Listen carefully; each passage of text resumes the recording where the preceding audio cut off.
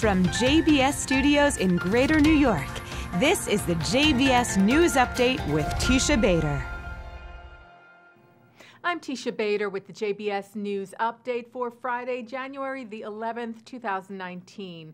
Some 13,000 Palestinians took part in violent riots today along the Gaza security fence, burning tires, throwing rocks and firebombs and hand grenades at Israeli soldiers.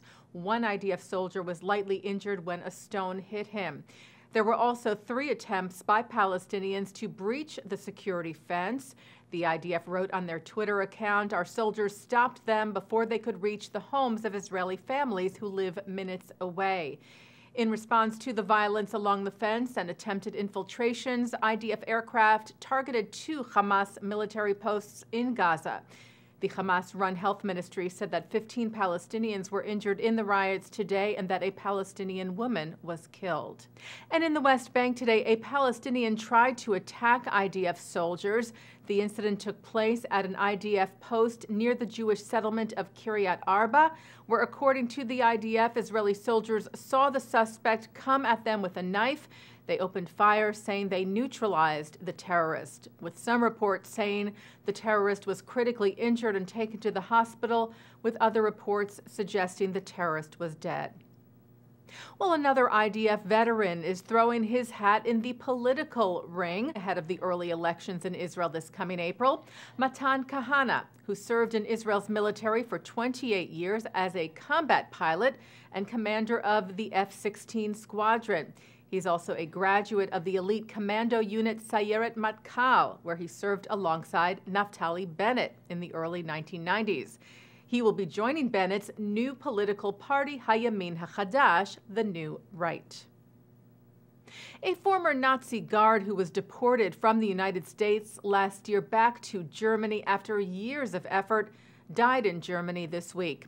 95-year-old Yaki Polly, if you recall, served as a guard at the Travniki concentration camp near Lublin, Poland during the Holocaust. He had been living in Queens, New York for decades until 2003, when it was discovered that he lied about his Nazi past on his immigration documents.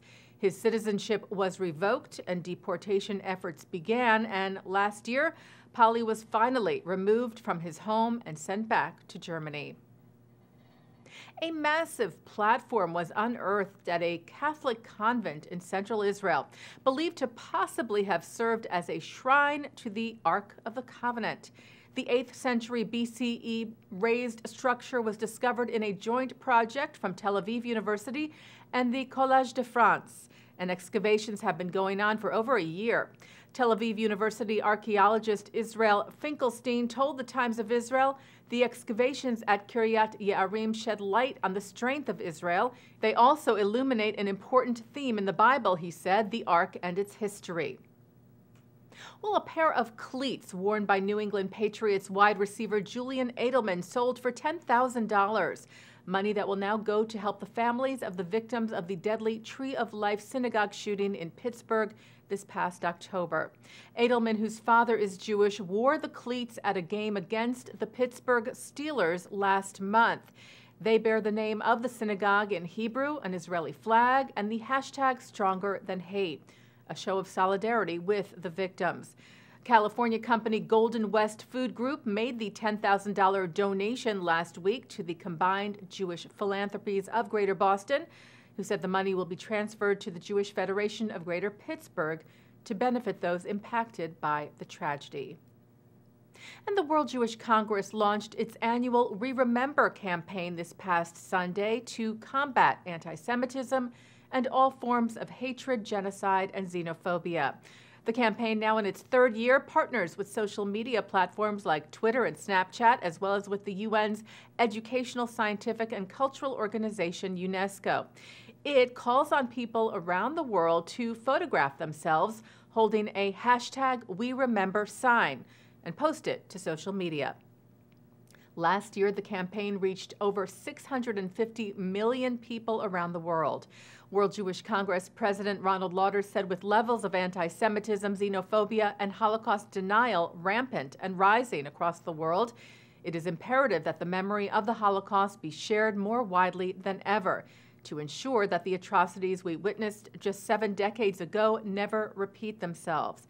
Together, Lauder said, we must remember the past to protect our future for generations to come.